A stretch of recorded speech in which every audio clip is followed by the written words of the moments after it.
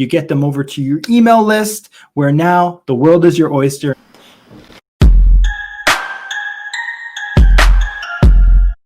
Hello there. Thank you for tuning in for today's session. My name's Jason Hunt. I'm with Merge Media, and today I am going to teach you how to use Facebook ads to build an email list. This is probably one of the easiest things you can do, or ways to build your email list in an affordable way. Getting people to opt into something that is going to provide them with immediate value is a very easy ask, and it's an easy way for you to generate more emails for your email list. So without further ado, let's get into it. Well, first of all, Facebook, understanding the numbers. The daily active users on the platform is 1.79 billion. That's daily active users. People are checking their Facebook nonstop on a regular basis, multiple times a day. Okay. Next, you have the monthly active users, which are how many people are going in on a monthly basis and checking their Facebook account. That's at 2.7 billion.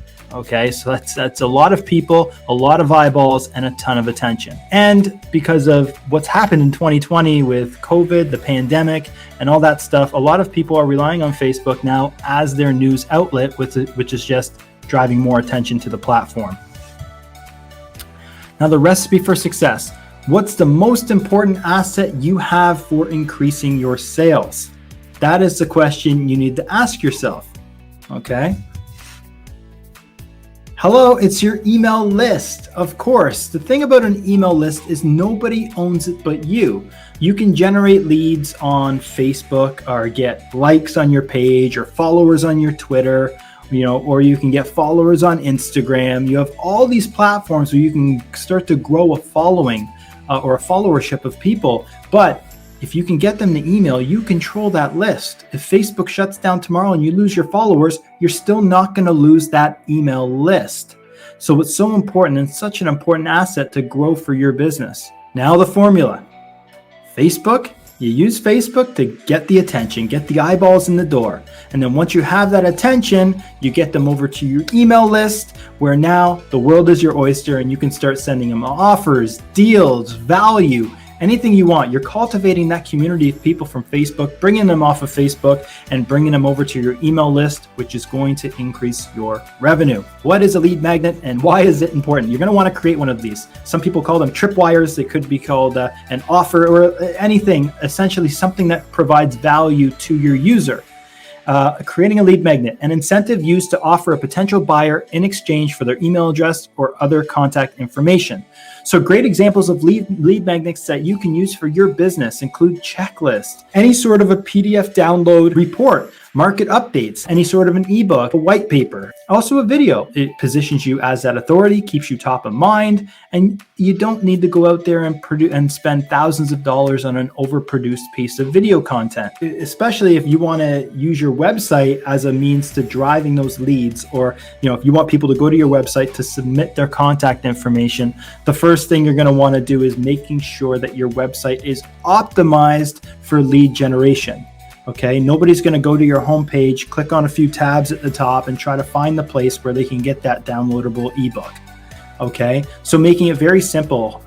Here's a great example here. You have a dedicated landing page. People submit their information here to get more information, and there's a thank you page after. Okay. Now, what's important here is, especially if we're using Facebook, is ensuring that you do have a Facebook pixel set up on this page. Too many people omit this important aspect to optimizing your Facebook ads, and that is ensuring that Facebook pixel is in place. So for those of you that don't know what a Facebook pixel is, it's very easy to set up. What it is, it's a tracking pixel for Facebook. So Facebook can go out there and serve their ads in front of people that spent time on your website.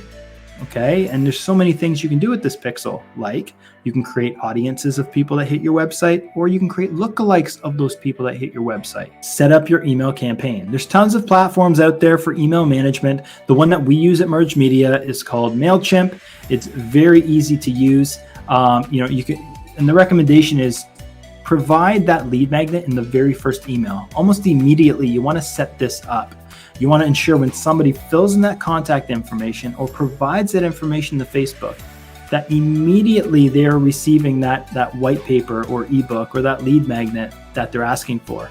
Now, the key thing here is this, is that People might not read that ebook right away. They might not consume that lead magnet immediately. But when they're in the right state of mind, when they're in their email, they'll read it at the right time, right? People typically don't want to leave that Facebook experience. They want to stay on Facebook. They want to continue to consume information on Facebook, and they're not going to leave Facebook to go over to the email to check out this white paper. There's a good chance it's not going to happen. So just know that. But ensure that you do get that lead magnet in front of them as soon as they do opt in, for those users that might go over there and want to consume that information immediately. Okay. Now from there, once you send them that lead magnet, there's so many options you have here. A, you can add them to your email campaign. If you have a monthly newsletter, you can continue to send them emails month over month because they've opted in. They're interested.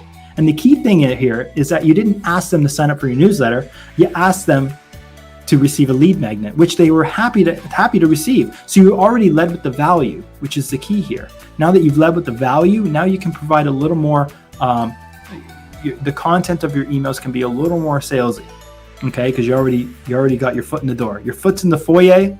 Now that you can show them the house, right? Okay, so that's where you're going to start to build that relationship. One recommendation, for example, if you have a list of people that downloaded your lead magnet, why not? If you collect their phone number, why not give them a call after and give them a call and ask them if they have any questions about that lead magnet that you sent over to them. You already had the icebreaker. That lead magnet is your icebreaker, and it makes that conversation not so cold. It's not a cold call. It's a very warm call, and you have a clear understanding of what that call is going to be about. It's just going over that white paper. If they don't have time for you, no problem. They're probably going to thank you for that white paper. You're going to want to create that Facebook ad campaign, okay? So first, you're going to want to choose lead generation, okay? You have tons of options here, but the key is you want to get those people that have a tendency to submit their information to Facebook. The people that are providing their email, name, and phone number. That's what we want, and we're going to tell Facebook to put our ad in front of people that tend to become leads.